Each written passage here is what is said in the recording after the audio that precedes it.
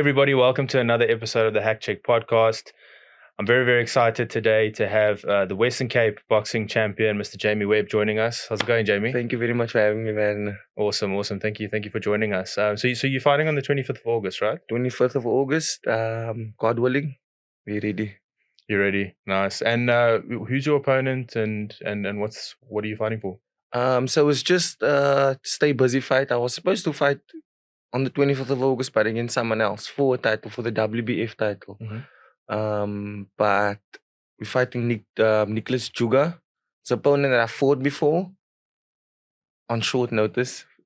Controversial short notice. Okay. So I'm fighting him again. And when did you hear about the opponent change? For the last fight. So when I fought him last time, he beat me on points. So I was supposed to fight for this title last year, July. I was supposed to fight Apiwe Myoyo. And then the day of the fight, my opponent changed. Really? Yeah, and I had to go up a division. Why did your opponent change? I don't know. He just changed. He didn't pitch up fight there. And then they got me this guy and I had to go up a division. And he beat me that day. On the day? On the day. Jeepers. So there was lots of... I don't... Like, I think they planned it. They plotted against me. Because when I spoke to my opponent that I was supposed to fight, he's like, no, he didn't even get a contract. Oh, really? He didn't get a contract for the fight. When I fought that guy, Ampiwe, I fought him 3 months ago for this title. But I was supposed to fight him last year. And he says he never got a contract for the fight. So I think they plot that against me. They plan the whole thing like Jamie doesn't know who he's fighting. And then on the day, oh no, your opponent changed. But do you think the plot is just to not have you be able to prep for that specific opponent? Or yes. So he was a southpaw as well. Okay. So different stance. I'm preparing because styles make fight. Like you know that styles makes fight. So I'm preparing for a certain style, and then a different style shows up, and a different person, a different division. So that was challenging. When I stepped into the ring, I was like, "Oh, he's a southpaw." I didn't plan for this. So you planned for orthodox? I planned for orthodox. Were you planning for somebody more rangy, or did this guy end up becoming more rangy? Like, what other differences were there between your supposed to be opponent and the opponent on the day? So the opponent, firstly, the weight division was different. He was bigger than me. He was shorter than my opponent.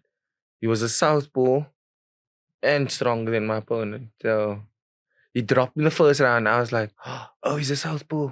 Because I threw a combination and then I looked and then he just threw a random wild punch and he caught me and he dropped me and I got up. I was like, he's a southpaw. I need to change my techniques now for the fight. So he beat me on points and yeah, it's a get back. I need to get back at him. Okay, so you're fighting him now on the 25th of August. Okay. Before we get to that belt, the Western Cape belt. You fought Myoyo for that belt, right? And just tell me a little bit. We were talking off air, and thank you so much for bringing the belt. I really appreciate it. This is the second championship belt that we've had in the studio. What is? It's not like IBF or WBO or any of that. It's Western Cape, right? So Western Cape Boxing Association. Is that correct? So I'm the champion of the Western Cape, and then from there, your next year would be SA champion. Okay.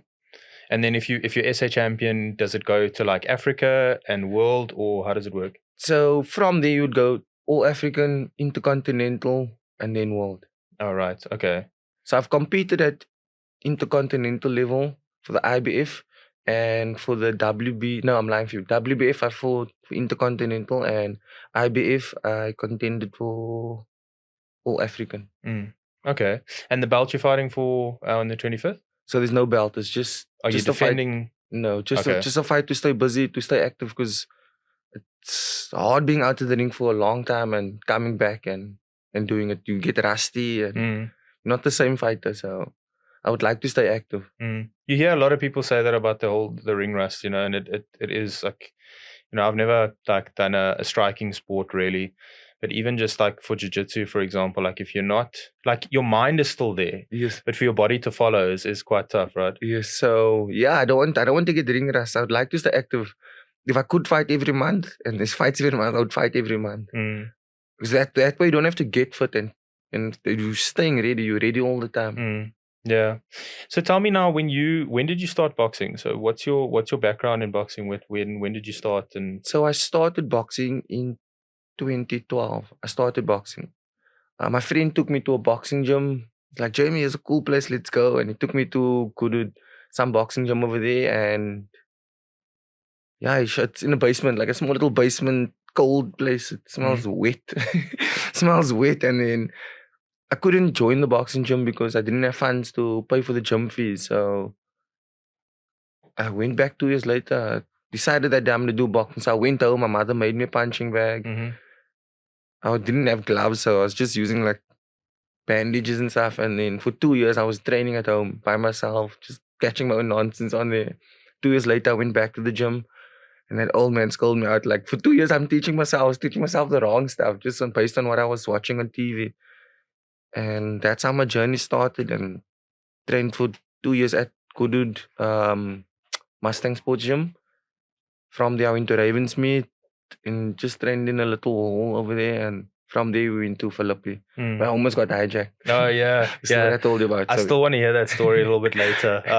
But tell me, so what were you using like in 2012? Okay, YouTube was still around, but like people didn't have access that much to internet back then because it was still expensive with data and all that kind of Yes. stuff. So what was like where were you getting your techniques from? Just watching fighting movies and, like you said, Hectic movies. Yeah, watching fighting movies and boxing movies. Like, that's why I don't follow the Creed and the Rocky series. Like, people think, don't you watch it? I don't really like it because when I found out what boxing is, that's not really boxing. Like, you eat me, I eat you. You eat me, I eat you. It doesn't work like that. I like the sport. Like, I eat you, you don't eat me. Yeah. That's the sport. So, how old were you then at that time when you were doing that? I was 20 at the stage, yeah. Shit. So for 2 years you taught yourself techniques, the wrong techniques now that you found out later. What then? How did you then go back to the gym? Did you were you just always in contact with him and you always wanted to go back and then you finally got a chance to do it? Or so I was in that time I was studying as well. That's why I couldn't afford it. To pay a gym fees. I mean, I told myself, like, I made up my mind that day, I'm going to do boxing. I want to do boxing. I love the sport. Like, I've tried every single sport. I stopped doing every single sport because I didn't enjoy it. I liked rugby though, because I think maybe after looking back now, I think it's the contact. I like the contact part of it. So I went back and I decided that day, like, this is what I want to do. And I went back when I was working after my studies and everything. So I studied. That's one thing I had to do, study, so that I can pay for my gym fees. Because no one's gonna fund this dream that you have. Yeah, 100%. It's the sport that you'll enjoy. So I went back 2 years later when I could afford it. And then when you went back, how long was it before you had all those bad habits coached out of you and you had sort of a nice flow that you could start making progress? The first month I got back, there was an old man. They call him Smokey Joe. He doesn't talk much. He doesn't teach you much. Like, he's one of that old school, like a picture like old the guy man. in Rocky, almost like. Yes, like an old man sitting there, skip. And there's no timer. He's like, he doesn't even look at his phone, and he sits and he sniffs his tobacco, like sniffing tobacco. And he just sits there in this, picture this basement thing and wet, and you're skipping there. And then, like, you don't know when the time is gonna go, and then you're skipping for half an hour, 45 minutes. And then it's his time. And so he didn't teach me much like technique. He just threw me in sparring one, and I got my ass handed to me by one of the Western Cape champs at that stage. And he says, no, man, you mustn't do boxing. He said, Really? Stop doing boxing, it's not for you. And I was like, and I went home and I was like, is boxing really not for me after one sparring session? But I didn't quit in that sparring session. I was like, I'm going to get my shit back. I'm going to eat you back. And then I left that guy because I wasn't learning anything from him. And then I went on to another guy, another coach, Sampai, and he took me on to his brother, or his cousin Dodi, and then he taught me the art of boxing. How long was it from when you started there that you like sort of realized, okay, now I can maybe start looking at getting my first fight, and now I'm kind of ready? You know, did they come to you? Did you always tell them you wanted to fight? Like, what was the conversation? I wanted to fight from day one. Like, But when I got the coach, I finally got a coach, like a proper coach, and started learning the techniques. 2014, I had my, no, I'm like 2015, I had my first fight. So it was a 3-year gap, 2 years of learning by myself, and then 1 year with Smokey Joe. And then the next year, got my first fight, 2015. And amateur fight, obviously, Yes, at the time. amateur fight. Okay. Was it in like, what is the amateur scene like then? If you want to go and do an amateur fight, like do gyms have a boxing night or something like that, or? So gyms have the gyms have their white collar boxing nights where it's just to get someone experience, get them exposure, and also do a nice event at the boxing gym. So my first fight was, I would say it was a white collar fight. No, I'm lying to you. My first one was in the township in Philippi. Really? Yeah. So that was the experience. It's loud, everyone shouting, and my parents were not in there, and I was culture shocked. Were you fighting a local guy, obviously? Then, Yes. Eh? Yeah. Okay. And I my can coach imagine. didn't tell me, and the guy was undefeated, and he didn't tell me, and I'm glad he didn't tell me. I probably would have gotten to me, but I had no intention of losing. I didn't come there to lose on my first on my first fight. Yeah. And you mentioned white collar now. So what exactly does white collar mean? I've got a bit of an idea of what a white collar boxer is, but what is the actual meaning of like a white collar fight versus the other types of fights that you can have? So with the white collars, like I said, it's just boxing gyms trying to give their fighters exposure. Like when you go into the township, they don't care about your record. There's no, I have 2 fights, I can't fight you. It's not like that. Like in white collar, it's set. Okay, this is who you fight. When you come to the township fight, everyone weighs in. There's like 200, 300 boxes in the morning. Everyone weighs in, take their weights, and then they match you accordingly, like according to your weight. So it's nothing to do with experience. Like my first fight was a township fight, and the guy was undefeated. He had like 20 fights, 15 fights, never lost. And I fought him.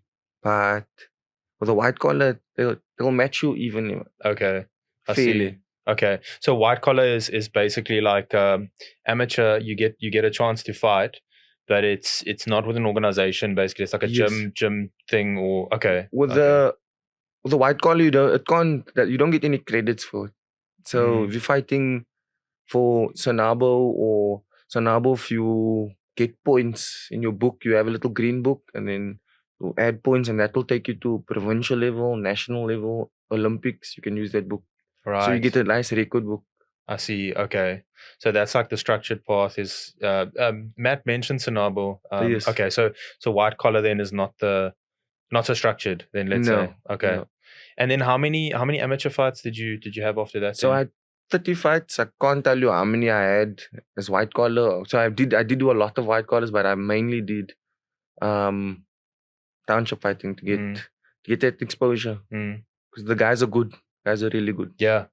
We've got a very good history here. Especially guys that they've been doing it from the ages of 8 years old, 10 years old. They've got experience, so you're gonna learn, and I learned a lot over there. Is it tough to? I mean, obviously, the first time you go, you're like quite shocked because the crowd's quite rowdy and everything. Like, how long did it sort of take you to sort of feel comfortable and feel at home, if ever, in that like environment? I wouldn't say I actually liked it. The singing and banging on the walls and bang on the ring. I like that. I like that feeling. It gets you. It feels like a dog fight. Right. I like that vibe. Yeah. That energy. So it didn't take me long to get used to it. The only thing with the township fights is it's a whole day thing. You're getting there 7 o'clock in the morning. You're leaving 10 o'clock, 11 o'clock the evening. Sure. Because in the township, there's, like I said, in the morning you line up, there's 300 boxes. And all that boxes must fight, but they do it from the lowest weight to the heaviest weight. So in the townships, you're not going to get a lot of heavy divisions. It's a lot of light divisions. So you may be fighting 280. I maybe fight like 280 fight for the day, or 100 fight for the day. That's so crazy. With one ring? Yeah, one ring. That's so crazy, man. Fight after fight after fight. That's a whole day thing. So we took one of our boxes in 2019. We took them to Mossel Bay.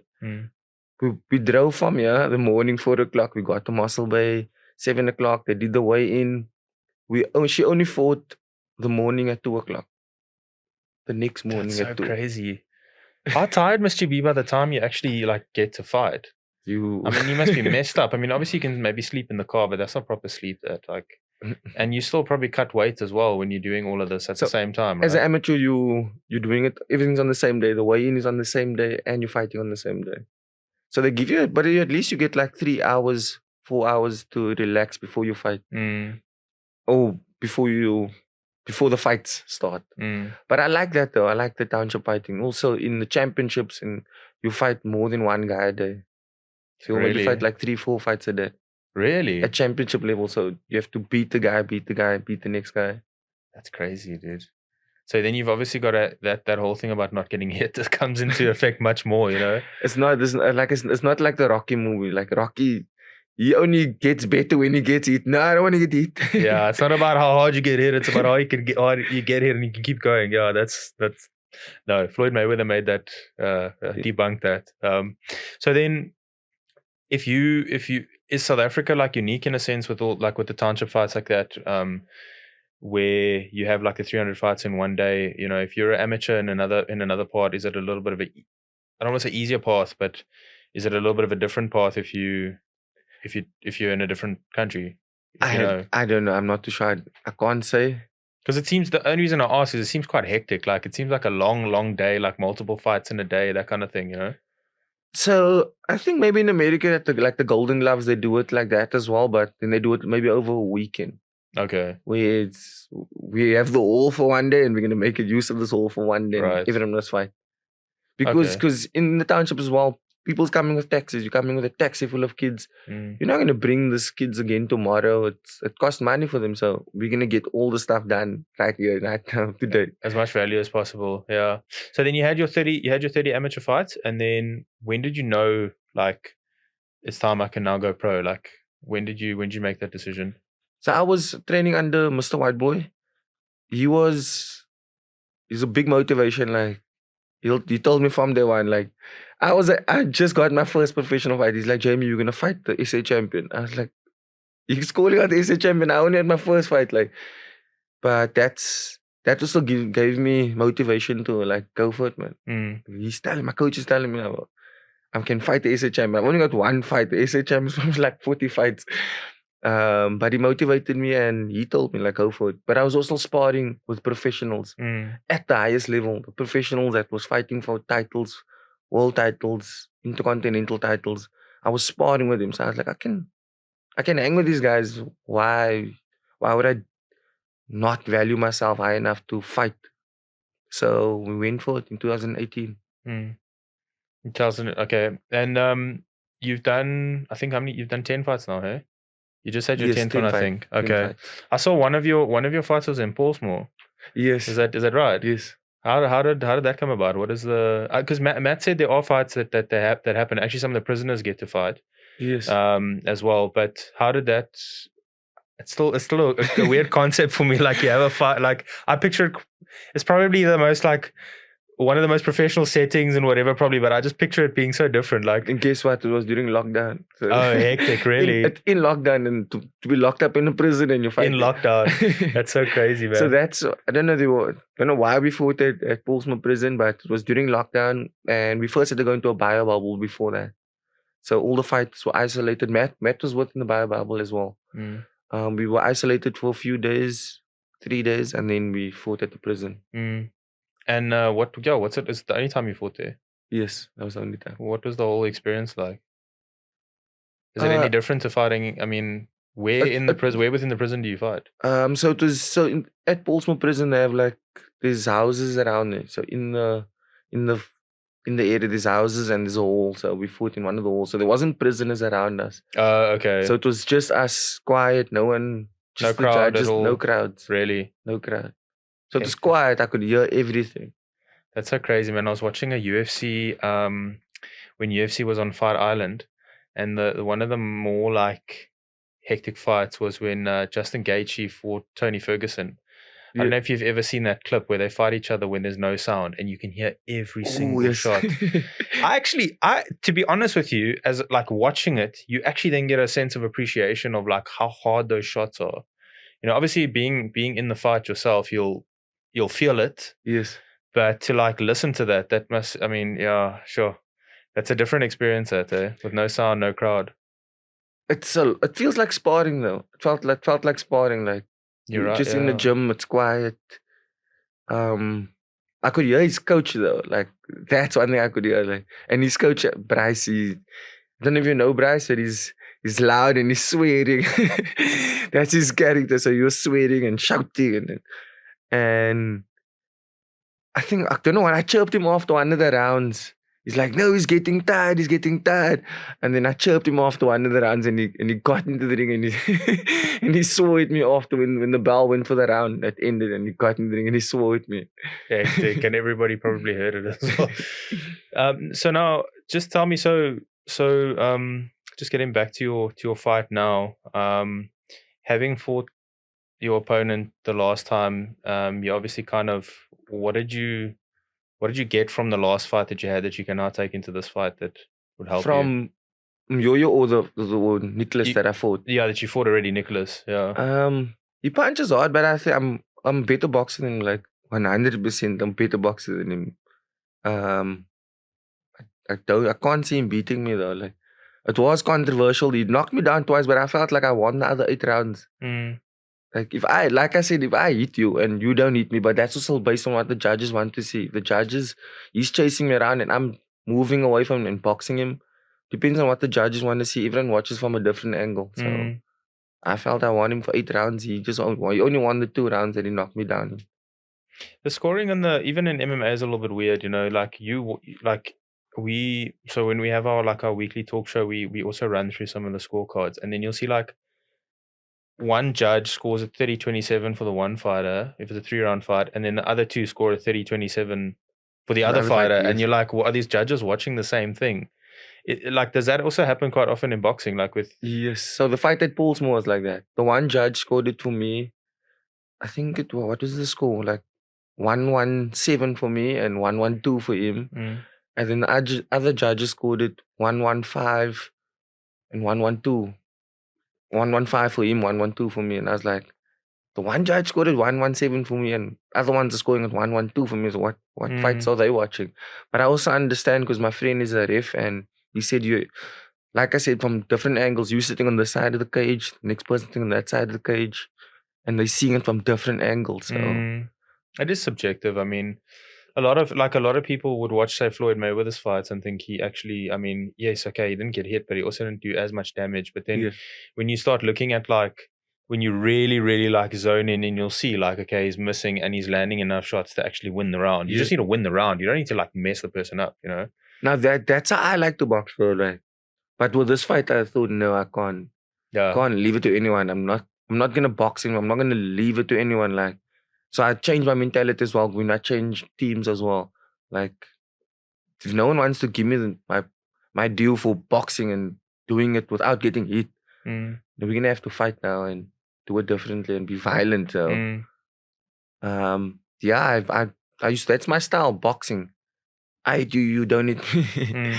And I changed it a bit up for this one. So was that just a temporary change, or do you think you'll be a lot more aggressive now just because that leaving it to the judges is, I mean, people you can't do that. You can't leave it to the judges anymore. So it's not a temporary thing. I'm going to try and not leave it to the judges for all my other fights.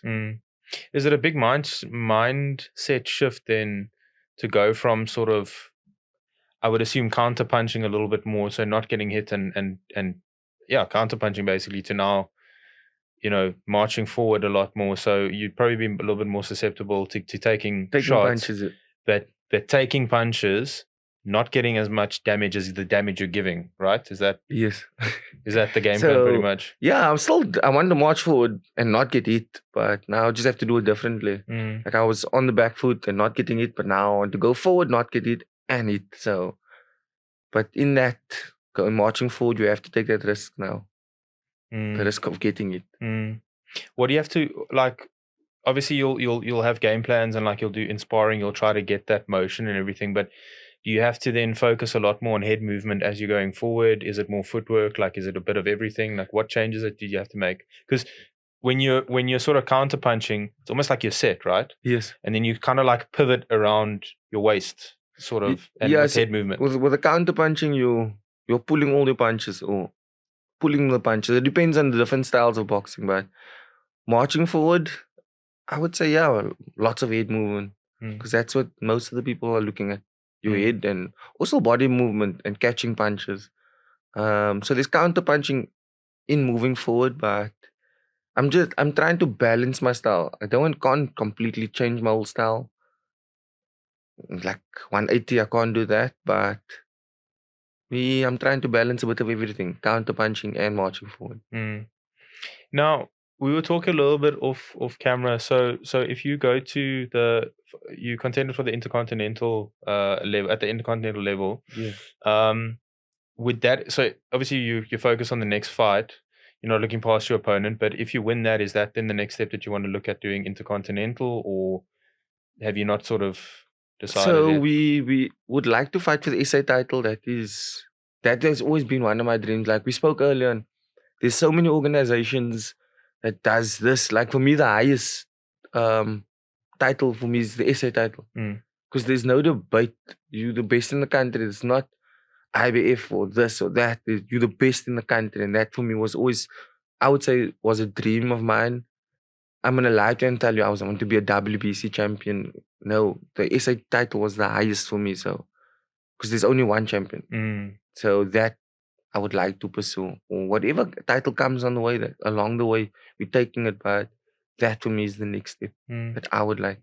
Yeah, it's very cool that there's only one champion, like we were saying again, like if you're even even in MMA you've got the different organizations, but right now the gold standard is the UFC. Yes. There's one UFC champion in weight classes, in each weight class.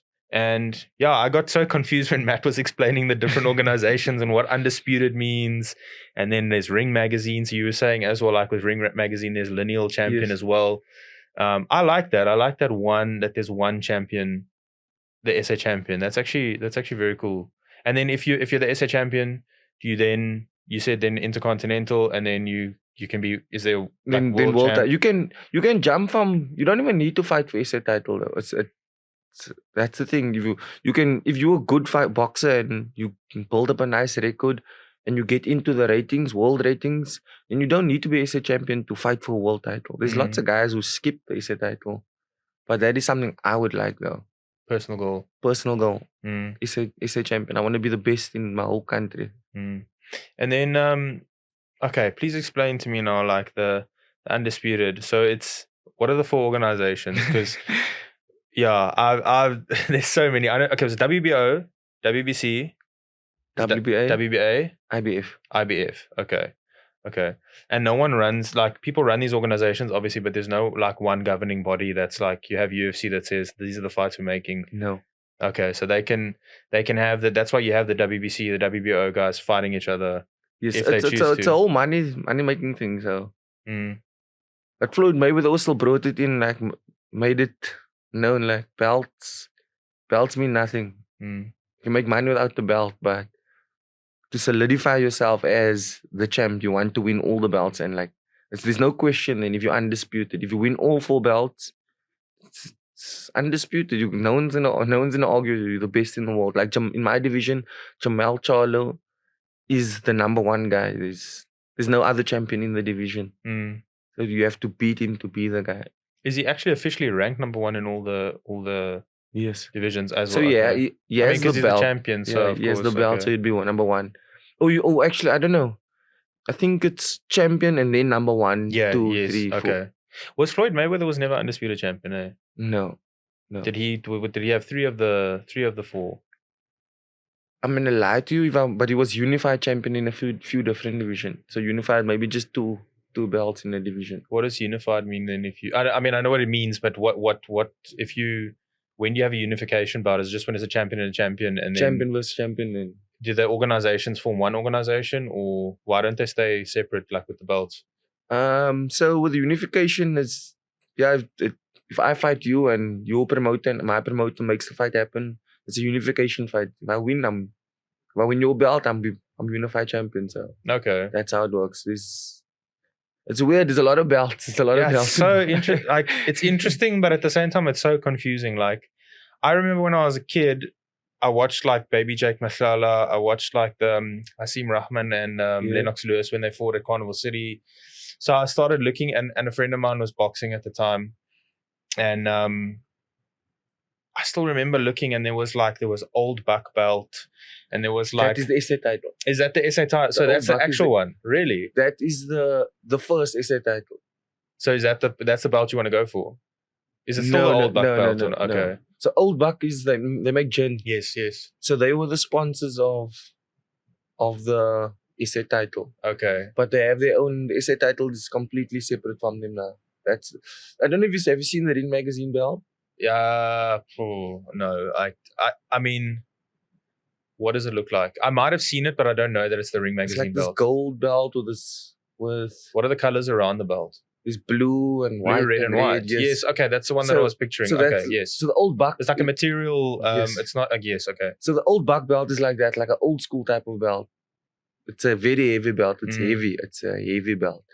It's got the logo on the front of the old buck. Yes. Yeah. So it's not the same. It's not the belt. It's not the same anymore. But old buck is the SA type champion. That in those years, if you won the old buck belt, you were the SA champion. Okay. So now that all makes sense. Okay, because I was gonna say there's like a lot of I never understood it because I knew of old buck gin, but not the belt itself. So okay, so yeah, what do you think?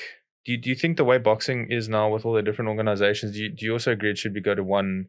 You should just have one champion. So on one of the podcasts. On the Portaway podcast. I don't know if you follow them. But I saw the guy brought it up and he's like, why doesn't someone just start something like the UFC and just have one champion and that way you'll get rid of all the other organizations in the world, right? That would be cool though. Like everyone fighting the best. And I like that. Because I'm an old school fighter. I like that thought of the best must fight the best. And that would be cool though for boxing. It would be good for boxing. I think it would be good for boxing, but it won't be good for the promoters. Because the thing is, if it's like even with kickboxing, I don't want to speak out of turn, but I believe Muay Thai as well.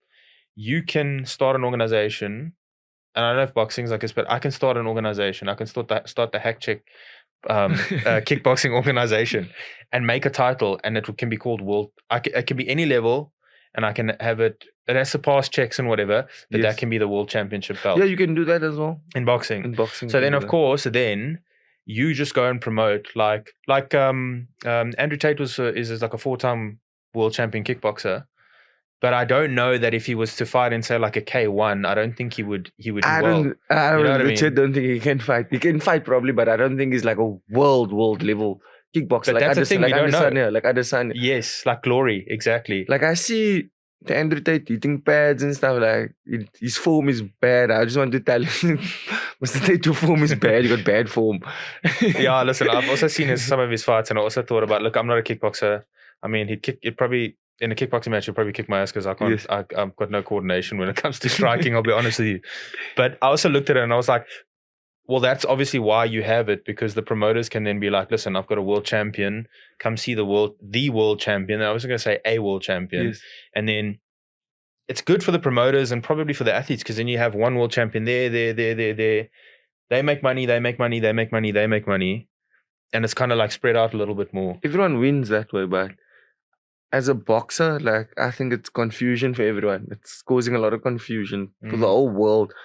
Like, for people that don't follow boxing, they're like, why is he a champion of this belt and this one's a champion? I thought there's only one world champion. That's how it's supposed to be. But also, it's like, you look at like Fury and Usyk. They're not fighting each other because they don't have to fight each other.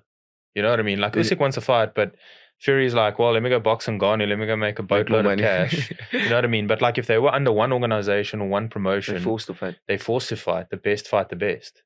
So in that aspect, Usyk wants to fight. I like Usyk. I like both boxers, but I would like to see that fight.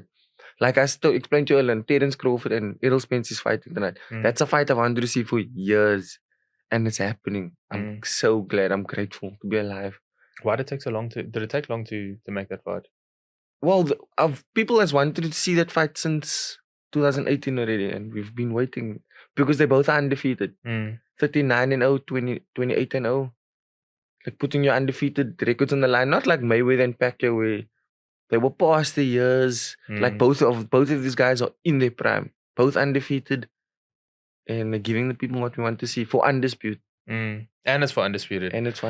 Crazy, man. And it's probably number one in the top 5. They both are in the pound for pound list. So it's to say the best fighter on the planet. Who do you think's gonna win? I like Terence Crawford. Is it? But I actually don't care.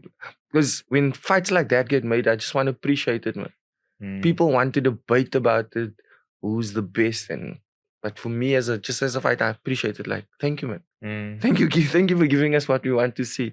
Whoever wins, the best man won there, and they both made money for their families. Good stuff, man. But that's the fight we want to see. And now in boxing, I think it's people, if you lose, then people... Your record's everything. Your record is everything in boxing. Like in MMA, you lose. Like Justin Gaethje won his last fight, but prior to that, he lost like 3-4 fights. People still rocking with Justin Gaethje. Even Jorge Masvidal lost like 18 fights. Yes. Nate Diaz. They make a boatload of cash every time they fight, and people want to see them fight. Yes. They don't care about the record. They don't care about the record. Now, that's the thing I don't like about boxing. Like, you lose one fight, the whole world writes you. Okay, nah, he's done. He's a bum. In UFC, you lose, you come back. People still gonna support you. Like my favorite fight in the UFC is Charles Oliveira. He's a dog. I like him. He's lost a lot of times, but he comes back and he does it every time. And that's what I would like people's mindsets to change in boxing. Like that's why I don't care who loses tonight or who wins tonight. I would like Terence Crawford to win. Yeah. But you just want to appreciate the fight. I just want to appreciate the fight. That's all I want. Yeah, it's a bit, I don't know who started that whole thing of I mean, I guess since Calvin, like I watched boxing 20 years ago, and then I stopped watching boxing. But like Floyd Mayweather was heavy on that you know. If he'd lost that, was it Madonna, the first fight? Yes. If he'd lost that, then I don't know if his whole, like, he would still be considered one of the best ever. But like, he made it so much about his the whole time. And if you think back, even like, look at all the people that just normal people know in boxing. Muhammad Ali, Mike Tyson, Lennox Lewis as well. They've all lost. Yes. I think Rocky Marciano was the last, like, I mean, that's another thing. When I was looking through those magazines, I saw Rocky Marciano, because obviously you fought like decades back. 49-0. 49-0. And that was, you know, but then you look at all of those people have lost, besides now Marciano. But then there's also what was the guy that had like a 85 fight win streak? Julius Cesar Chavez. Chavez 89-0, and then he lost. So I don't know what let's say he lost his 3rd fight, 5th fight, whatever, and then he had that streak. Is he a less impressive boxer than someone that retires with an O? No, I don't know. I don't know. I mean, I don't think so. You know what I mean? Now that's the thing in boxing. I don't know if it's the fans or Floyd Mayweather that did it, but I don't care about the losses. Most of my boxes, or all of my top 10 boxes, except Terence Crawford, he hasn't lost. Except my top 10 favorite boxers of all time, man, they've all got losses. And it's how you come back from the loss. It makes you great. Exactly. That's the first thing. Actually, when I started watching UFC, I'd watched a bit of boxing, and my friend got into UFC in like 2006. This was before it was on internet. Like before proper internet. We used to, I'm not going to say how we used to get the fights, but we used to get the fights. We used to watch them afterwards. And then I go, oh, but that guy's crap, man. He's got 3 losses. And he's like, dude, it's UFC. Like, they don't, obviously your record still matters. Yes. But it's not like boxing where it's like, this guy's got 1 loss or no losses or things like that. And that was the first thing, like when you watch UFC, you need to appreciate, like, there's reasons why people lost. There's so many different styles. Like, it's almost impossible to go undefeated. Like, John Jones, in my opinion, is still undefeated. Like, the loss he has to Matt Hamill. I don't know if you know what happened with his only loss, but he did the 12-6. Yeah. I mean, he was beating him. I mean, the guy didn't even know where he was. You know what I mean? And then his other one was a no contest, the other blemish on his record. But guys like him or guys like Khabib, it doesn't happen often where you get an O, because eventually someone's going to get you. Someone's going to come. If you're fighting the best all the time, eventually someone's going to have a style or have a specific thing that they do well enough, they catch you or whatever it is.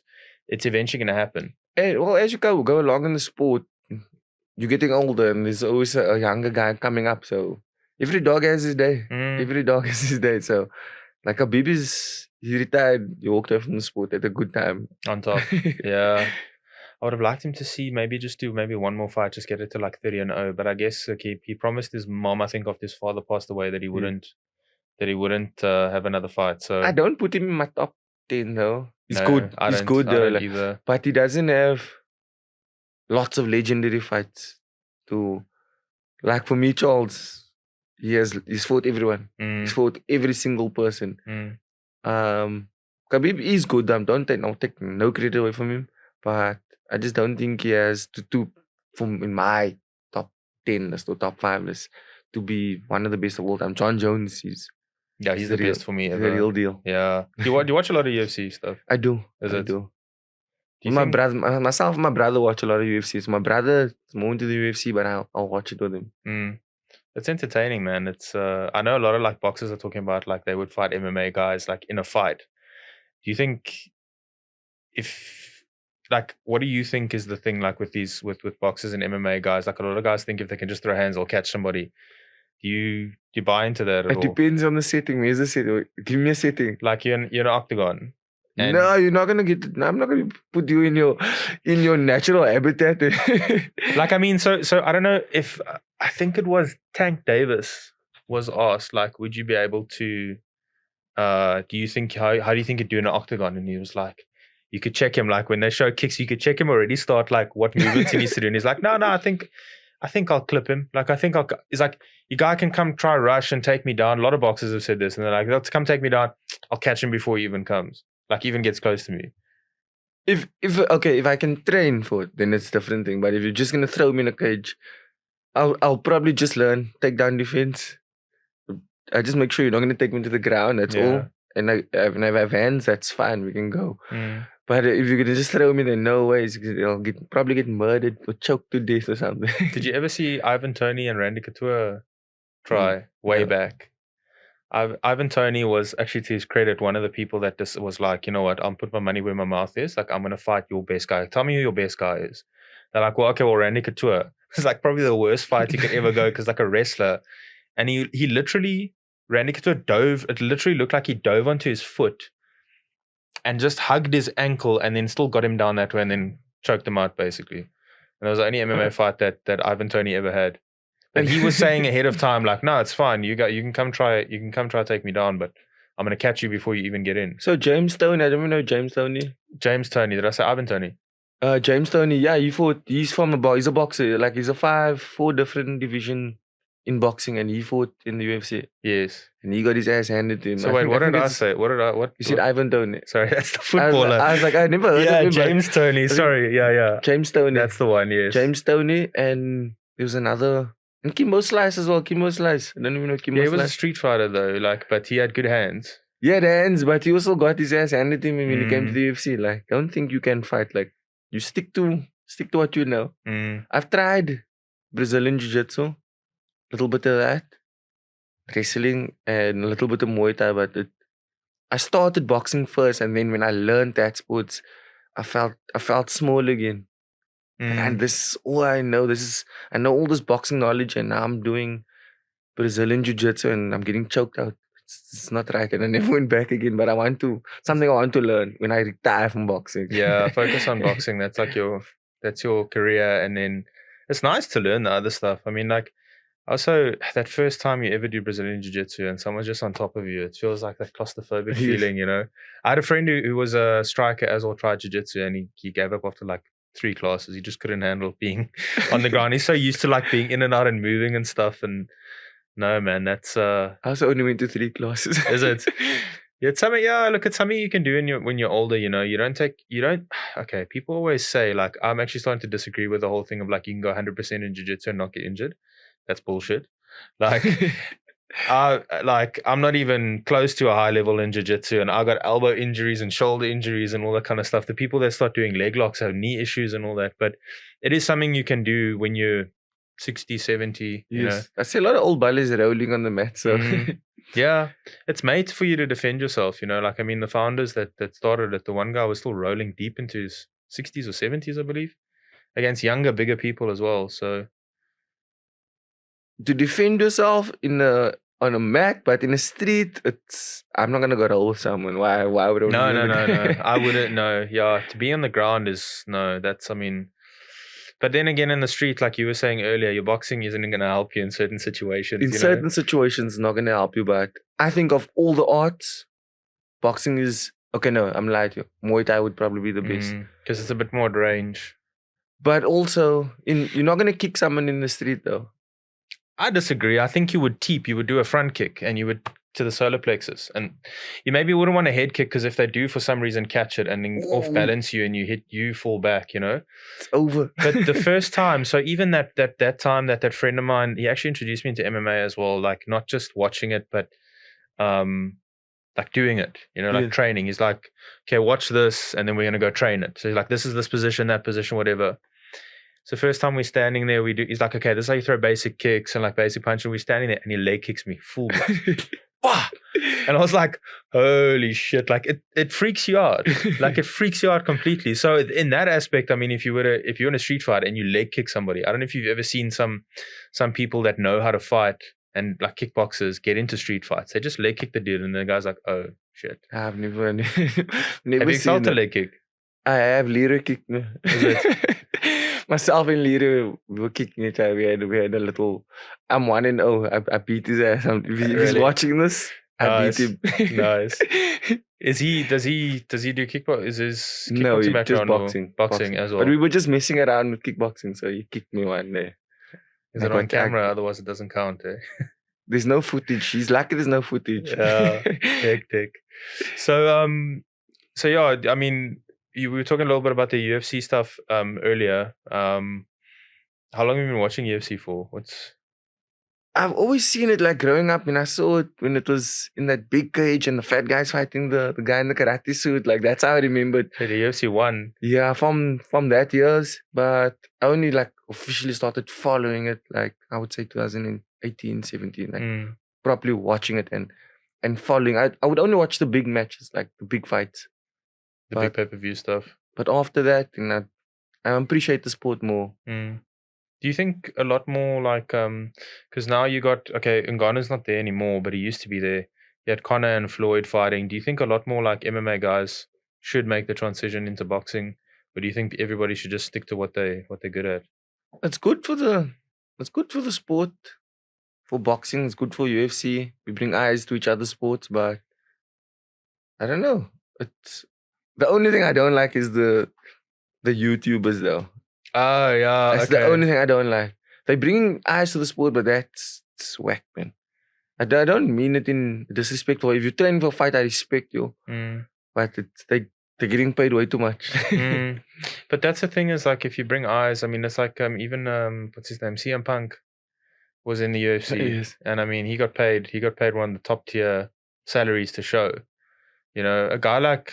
I mean, Jake Paul and KSI, I mean, I can't even imagine. I don't actually know what the numbers are because apparently the numbers that they're quoting are not true numbers, like the pay-per-view buyers and things like that, But I guess, look, they bring a lot of eyes into the sport. And if they do get to go to a certain level, which I don't know, I mean, Matt also says he doesn't rate Jake Paul. I can't remember if he said he's just below a white-collar boxer or if he's like a white-collar level. Yes, I remember. Yeah, but I mean... But listen, money makes people do stupid things. They might actually set Jake Paul up with a Canelo fight or something if there's enough money on the line. He's getting smashed. He's getting smashed. I appreciate Jake Paul. Like Matt said, I don't rate him though, but he's not a bad boxer. He's not a terrible boxer. Like I think Matt said he's at the same level as a white collar boxer. Something like that. But he's fighting Nate Diaz. I think he beats Nate Diaz though. I don't know. I don't know how Nate Diaz translates to boxing, The good boy. He's an awkward style though. Yeah, but I mean, like he takes a lot of damage, but he gives a lot of damage as well. So like those small gloves, like Nate's when he's in that rhythm and he starts to pressure, then he's very precise. But obviously the precision will go through onto boxing. But again, it's like, well, the power. Do you think the power will translate though? That's the thing. There's one thing you can't smack with a boxing glove. that's Stockton slap, yeah. You can't smack with a boxing glove. But Nate Diaz takes a lot of punishment, man. Like, he only wakes up after he's bleeding and he's cut, and then he wants to fight. In the 5th round. If you're gonna do it in boxing, you're gonna get hurt. Do you think he beats him? He beats Nate Diaz. I think he beats Nate Diaz. But knocks him out or by knockout. Outboxes him. But if they're going to box, then I think Nate Diaz will probably win. Yeah, he's a lot bigger than Nate Diaz as well. And he has power. I mean, he's got power by the looks of things, you know. But I also don't know with those fights, you know, like there's I don't want to say it. I don't want to say it, but there's been people saying that it is because I think it was Hasim Rahman's son first started saying there's no knockout clause in my contract. So it's not you're not gonna beat me. He's like, there's no knockout clause. And then Tommy Fury also said the same thing. He's like, there's no knockout clause in my contract. Don't know what detail. They didn't really go into much detail, but a lot of people think like Tyron Woodley took a fall. And if you look now, like apparently he's broke. I didn't read it fully, but I saw something like that. So maybe apparently Tyron Woodley's broke now. And at the time, he also needed the money, apparently. So, I mean, people have taken falls for much less money. And I think he got paid like $2 million, I think, for the fight. So, it's possible. I'll take a dive if you tell me. Yeah, bro. $2 million. 50 million rand, bro. Take a dive. Take a dive. Just don't give me too hard of a shot that like it's unprotected. But that looked real, though. It did, yeah. So, like, the sweat and everything hit off his head, you know. But, I mean, how hard do you have to hit somebody for the sweat to drop off of their head? I mean, it has to be a proper shot at least. So it looked hard, and where he fell, everything. Good practice. I don't know, man. And it's like you look at the shots that the guy took before, you know, in MMA, and then to just get hit like that with one punch, like to get knocked out. I don't know if it's real or not. That's like. But listen, I watch this. Like, I mean, I watch the build up and all that kind of stuff. So if there's one thing, if you think about it, like. It does, like you said, it brings eyes to the sport. Yeah. And, you know, now he wants, you know, he campaigns for a lot of fighters and like he sticks up for a lot of the fighters and things like that. So, he had the big fight with Amanda Serrano and Katie Taylor. He promoted that women's boxing. That's cool. I like that. Like, of the YouTubers, I would watch you. Yeah. It depends on who he fights, but like the other YouTuber fighting YouTuber. That's how they started with that whole thing. My brother's like, Jamie, are we going to watch it? I'm like, do you think I'm going to sit and stay awake to watch this? No ways. No ways. Yeah, I think there was talk of him and KSI boxing one another. But I'm not, I mean, if you look at it's their fans that watch that stuff. They're all getting better though.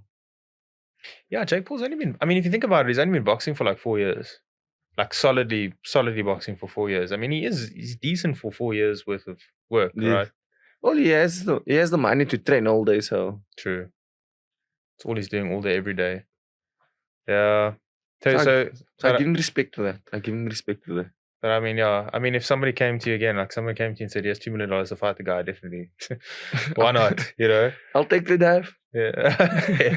I'll take the dive, honestly. Yeah. I mean, look, it'll be interesting now. I see he wants to do like he's talking about fighting in like in PFL in like a super division or something like that they call it, super fight division.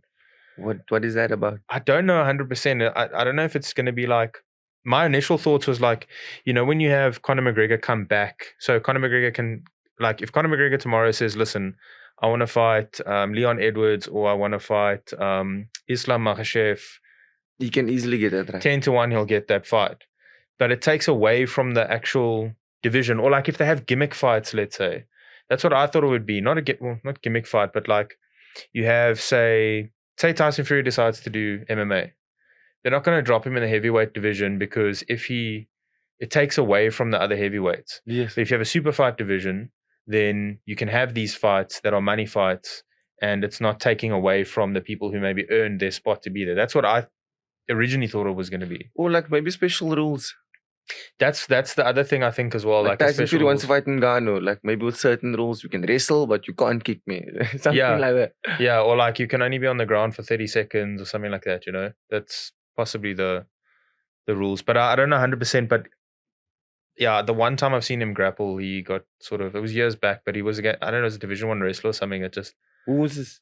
Jake Paul. Jake Paul. Yeah, he tried to grapple once and he just got completely owned. And even Logan Paul did wrestling in high school, I believe. But then you just see him with anyone that's hard. I mean, even Izzy's decent on the ground, but he's not like a top ground. And Izzy was just subbing him left, right, and center. Fair enough as a UFC champion, though.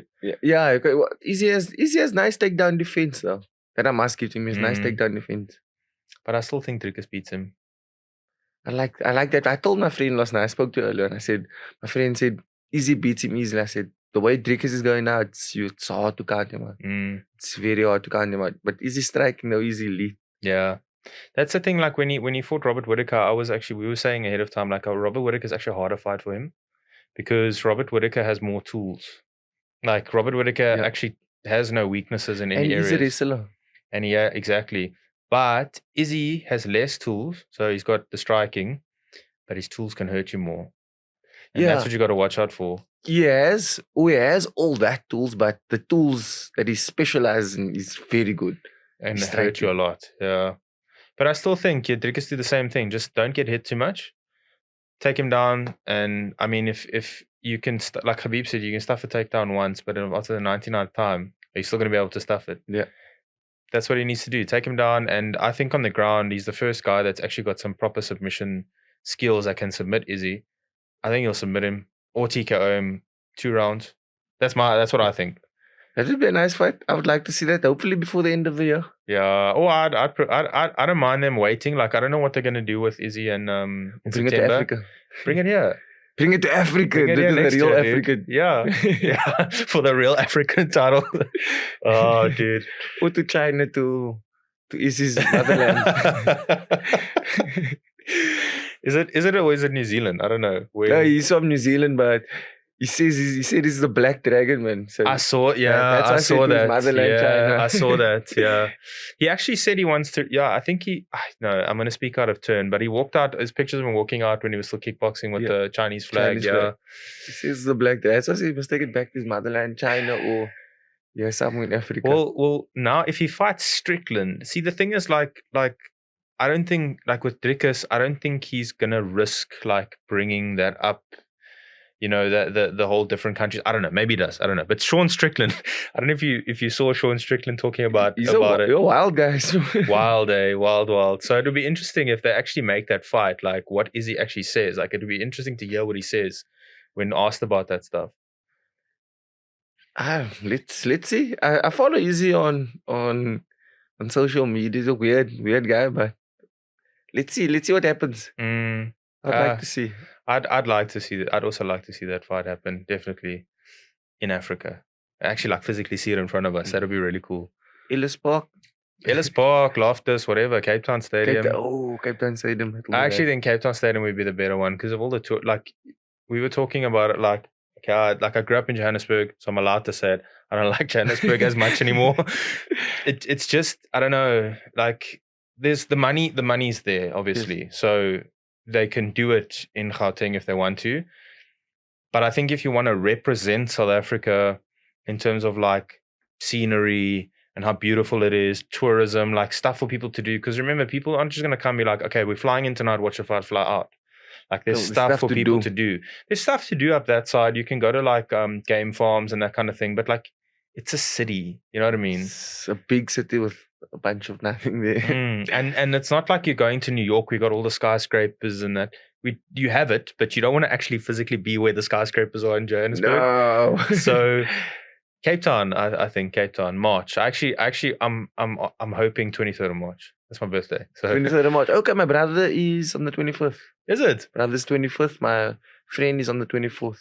Nice. Yeah, there's a lot of people. I know a bunch on the 22nd, 21st as well. March is the month of birthdays in my circles in any event. But yeah, man, it's going to be interesting to see what they do with that. And the middleweight division is like it's Demakar actually, because like he's beaten everybody and now all his lapping is coming. He's lapping second and third times now, so it's gonna be interesting to see.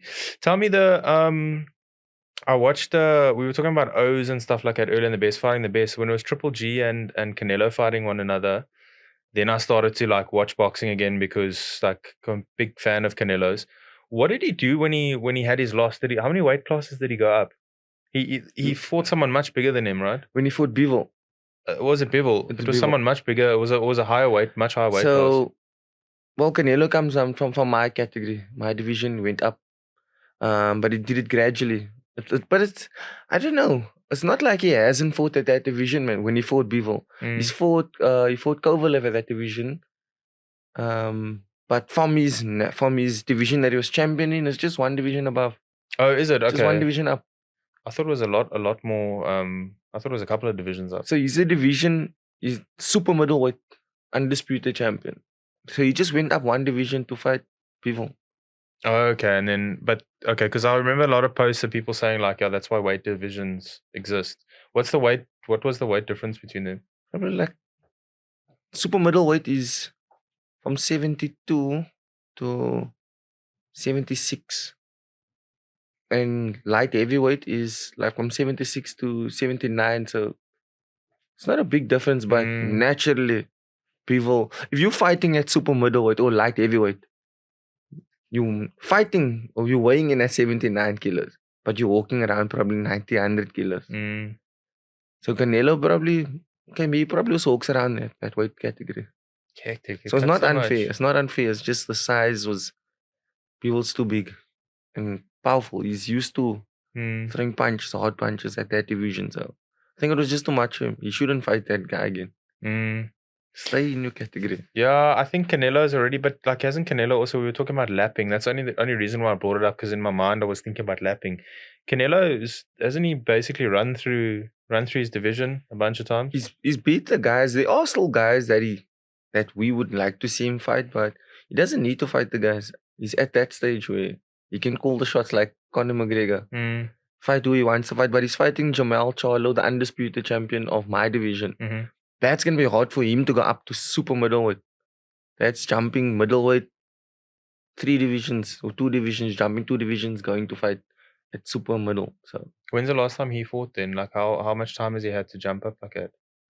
He fought last year, sometime last. Yeah. It's about a year and a half.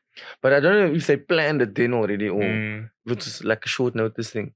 It's a legacy fight, I guess, though. You get to fight Canelo. I mean, the chance to beat Canelo. And make a lot of money. Yeah. You can't pass it up. No, the chance. But that's also the thing. He probably walks around at 80 kilos. So for him to make super middleweight, he doesn't have to pick up weight.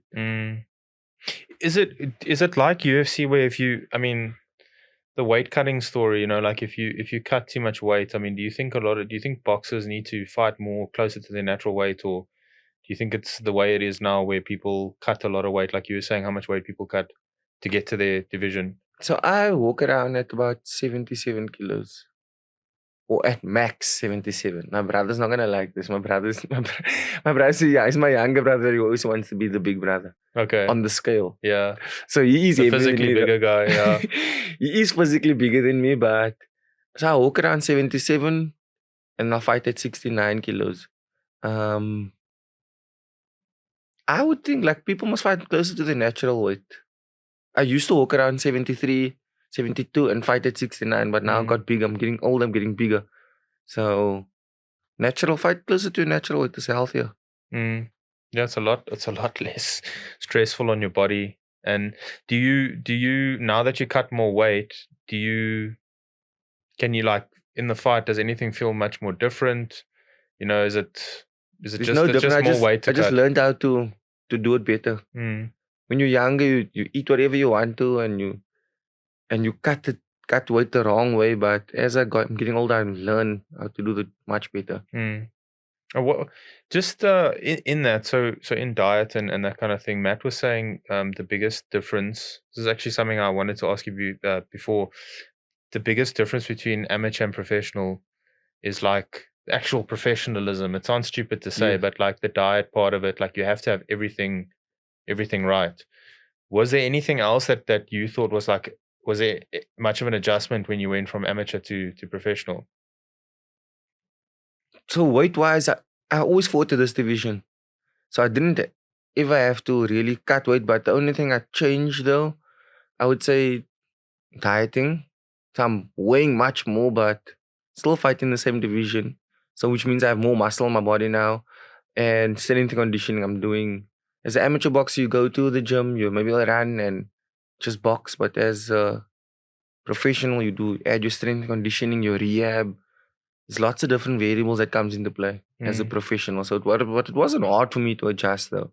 And are you all day, every day at the boxing gym and training and recovering? There's nothing else that you do, right? No, so I work as well. You still work? Okay. So I go to the boxing gym in the morning, training.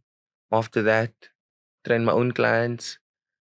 And then I start working during the day. So I build thatch roofs. I build thatch roofs and I sell car parts online. So I do that during the day. The evening I train clients again and then I train myself. So it's a hectic. How long's your day? Yo, legit, like I have like 16-hour, 15-hour work days. Hectic. So I'll finish training myself at like 9:30, 10 o'clock in the evening. And then I get into bed. And what time does the day start the next day? 4 o'clock. Really? Wow, man. 4 o'clock the next day. That's I'm crazy. up at 4 in the morning and go to bed. I'm having supper like the 10 in the evening and then sleep. Jeez, that's so crazy. But I still struggle to fall asleep and I'm falling asleep at 12 o'clock. Yeah, that's a struggle though. So like with waking up early, because I also get up at 5 in the morning. And if you struggle to fall asleep the night before, it's just puts you in such a bad spiral. And you're like in coffees the next morning and all that kind of stuff, eh? Coffee's my thing. Yo, dude, I know. It's so at our office we got this so I used to just do normal, like you put it with a teaspoon and you put the hot water and stir, and then when we started doing morning jiu-jitsu, there's a Vito around the corner. It made me such a coffee snob. So now like all I'm doing is like I'm always hitting Vito or like Seattle or something like that. But it's hard to catch up then after that, you know, like with if you miss a sleep and that kind of thing. Like how do you get your recovery because you're sleeping 6 hours a day, basically it sounds like, if everything goes perfectly. If everything goes perfect, 6 hours. Is it enough? No, it's not enough. I'll try and sneak in like an hour nap somewhere between. But weekends is the time I sleep. And people, so you catch up. People think I'm lying when they're like, "Can we do something in the week?" I'm like, I'm gonna be at home. Like I'm literally just gonna go sleep for the weekend. So weekends I sleep, but also recovery. I've got JC Sports Massage and cupping, so they do my rehab on my body. But I do need to sleep though. I do need to get more sleep. But have you at least now sort of, I mean, how long have you been on this sort of schedule with I would say for the past, say a year, I'm doing it like this. Okay.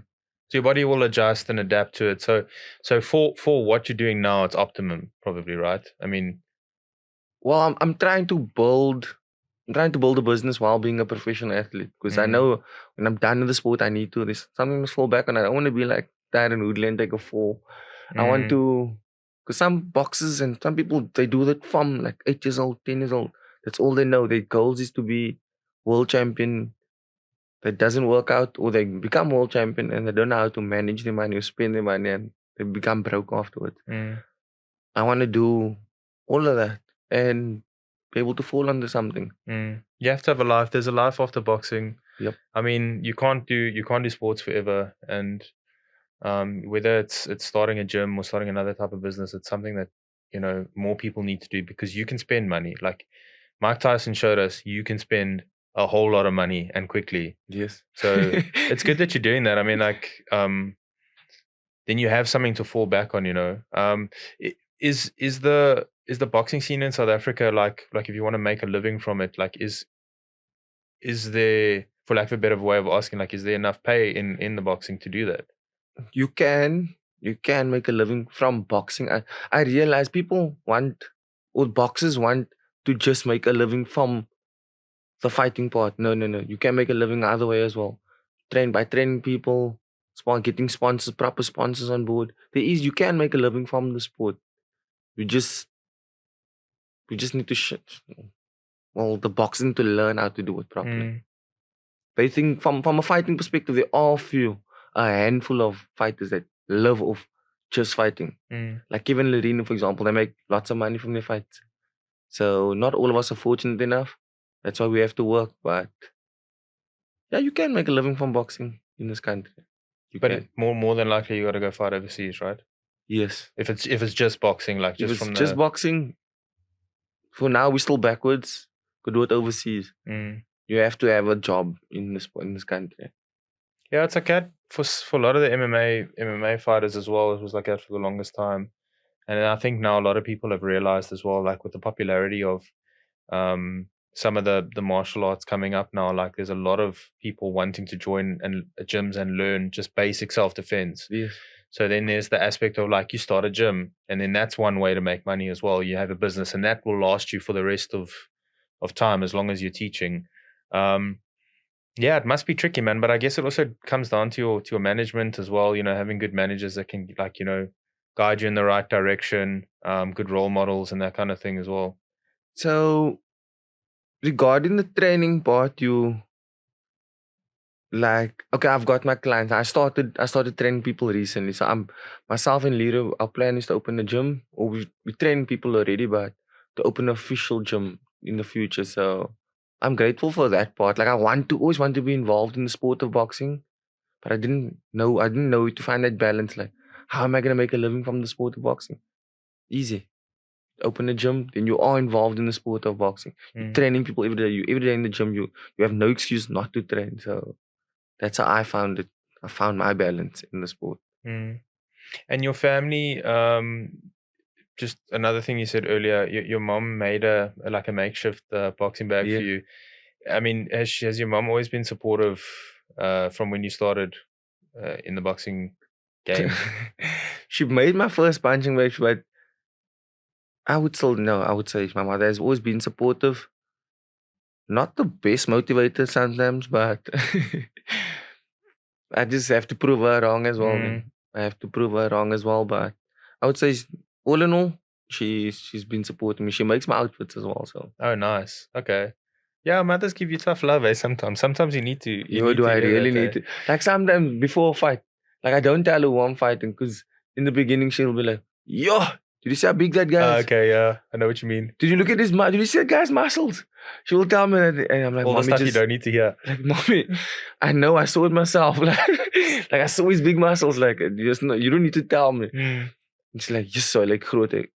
I'm like, "No, mommy, not now. Please don't tell me this." Like, I'm trying to be positive here, like, because that is my mentality. I'm a positive person. People think I do have my bad days, but people think I wake up and I'm just positive.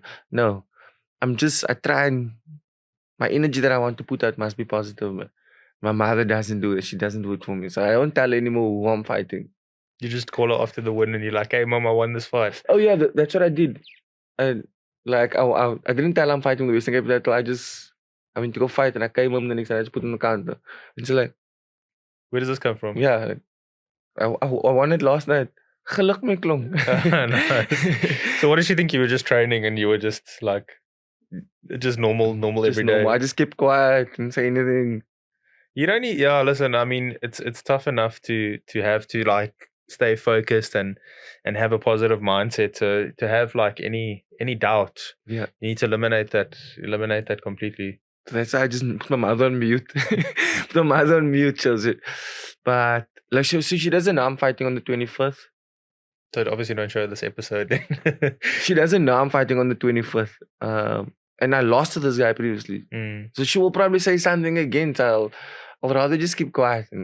But I believe in my heart I can beat him. Man. Like that's my mindset. I can beat anyone who you put in front of me. The next person is a human as well. So yeah, 100%. He's got 2 hands. Well, it's not MMA, so you don't have to worry about 2 feet. But he's just got 2 hands and 2 arms, and that's it. Same as you. Exactly that. And my mentality, like I want to, because boxing for me is more mental than physical. More mental than physical. Don't mess around with my mental. It's the most important part of it. Yeah, I mean, in a lot of sports, the mental aspect is something that separates people because everybody can learn combinations, everybody can learn techniques, everybody can do, and then eventually, like, everybody starts to do the same techniques well and the same combinations well, and then it's about your grit and your determination. And it's like, okay, if you hit me, I don't need to give up. I don't have to have doubt and that kind of thing. And that's where the mental part comes into it. Very strong. There's one of my clients. He says his son can do boxing, and he's big built, and he said, "No, this boy's gonna be world champion." I took that boy for sparring one day. They hit him with the first punch. The boy never came back to training again, I know. ever again. Like, you have to have that grit, that mentality. Your mentality must be there. You can be physically strong, you can look big, but if your mentality is not there, Yeah, you can't teach heart. you can't. Not at all. I've seen people come and go in the sport. Like, so I have a gym at my house. I've seen people come and go. Like, a lot of people come and go. Like, some people, like, because in the beginning, I just opened up my gym to everyone. Like, come train, you can train. And people joined because I was first just training by myself and my coach. Then everyone else joined because I wanted teammates with me. And I saw people come and go. People train there for months and I don't know their names because I see people come and go. I don't take note of the person's name. You're just another person in my gym. And the ones that stay, I remember their names. Yeah. They leave a lasting impression. Yeah. Speaking of lasting impressions, is there any kind of like other impact that you want to make through boxing? You know, like maybe like a community type impact or, you know, giving back? So that is why I started training people, because I want to give back. So I've got clients at the moment. I'm not doing a NPO or running an NPO at the moment. So I want to build up my client base to a point where I have enough clients. We can open up a space, and then I want to run an NPO because I feel the sport has given me everything, not physically, but it made me who I am as a person, and it's part of my path that I need to give back in the sport of boxing. It changed my life in it, and I'm 100% sure it will change other people's lives. So I want to give back.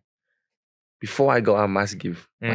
Before I leave this earth, I must give back. Yeah, it's very rewarding to do that, you know, and like, even if you just save one person, that's one less person that has to go through certain things or that was not saved, you know, by your impact. Because I still, hell, I just look at all the like positive impact that sport makes in people's lives, but particularly martial arts, like people that have anger issues, people that lack discipline, they lack direction, like jiu-jitsu, boxing, kickboxing, whatever, it's got a way of humbling you and making you work harder. And like you say, all those people that give up, but the people that don't give up and have that in their life, have an outlet that they can go to, it's a positive impact that you can make on the world. It's, for me, it's not, no, you don't have to be a world champion. Not even, for me, every day, like I get inspired by going to the gym in the mornings. So all of the professionals train different times at our gym during the day. But I join the morning class with the everyday people. And that for me is inspiring. Like, for me, just see champions around me in the morning. Like, I'm talking about normal people that go to work. When they're done with the gym in the morning, they're going to their work. Now I train with that class because I've work to do during the day. And that for me is champions, like everyday champions. Like, they're training in the morning and then they're going to work. That for me is champions. You don't have to be a champion in the sport of boxing, but it helps lots of people physically, mentally. It's beautiful sport. The people getting up, you know, the person that's maybe overweight that's getting up every morning. Yes. People are like maybe judging, but then you're there, you're showing up, you're making a conscious effort to try to change yourself and try to be better. That is the champions. That is super inspiring. I've heard a lot of people actually say that, like professionals in a lot of sports say the same thing. You know, the true, or you don't want to take away from the professional athlete, but they say the true heroes or the true inspirational people are your everyday people that I get inspired from the people around me. That's how I get my inspiration from in the mornings as well. And then I shout during the training. Who's in the carry the boats? I don't even know. yeah. David Goggins. Yeah, who's gonna carry the boats? That's funny, man. Well, listen, is there anyone you want to say thank you to? Okay, I've got a list. Yeah. Can I grab? Of course you can. My list? Yeah, of course you can. Let me just get to my list quickly. Okay, I would just like to send a shout out and say thank you to you.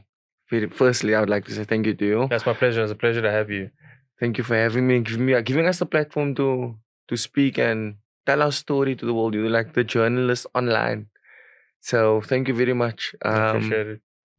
Firstly, I'd like to send a shout out to Beto Limp, JC Cupping and Massages, Pancake Properties, Advantage Marketing, Lifestyle Fitness and Lifestyle Nutrition, Masters Massages, Northern Brew, Kayla Lager, Orange Technologies, My Travel Guy, The Wood Shack, Net Direct, Dale Johnson, ETS Films, and Global Boxing Scorer. Nice. Wow, that's a long list. It's a Man. lot. Thank you to everybody for making it possible for Jamie. It's people that has been backing me from day one, Mm. supporting me, that's supporting my vision, supporting my dream. Sometimes the list is long, so when I don't get a time that period to send my shout out, the names are here, but I can't get it out, so I had to drop a list. But there's lots of people that's been there from day one. Like I can't too many names to mention, but they've been there from day one, from amateur days, supporting me and backing me. So I just like to say thank you to everyone.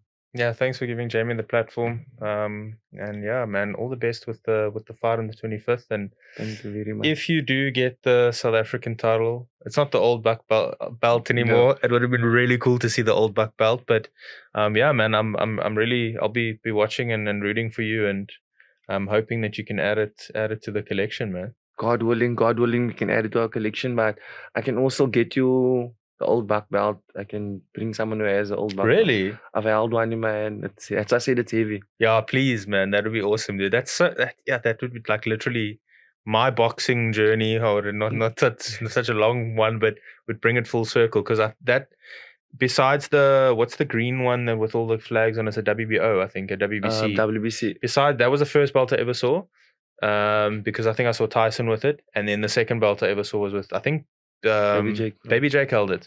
Yeah, that'd be cool. That'd be very, very cool. Yeah, please. So my first coach, his brother had an old black belt, so nice. Was a champion. So I had the opportunity to feel it and hold it. Oh, that'll be awesome, man. That'll be awesome. Jamie, I appreciate it. Thank you so much for coming on, and all the best for the fight on the 25th. Thank you very much. Cheers, guys.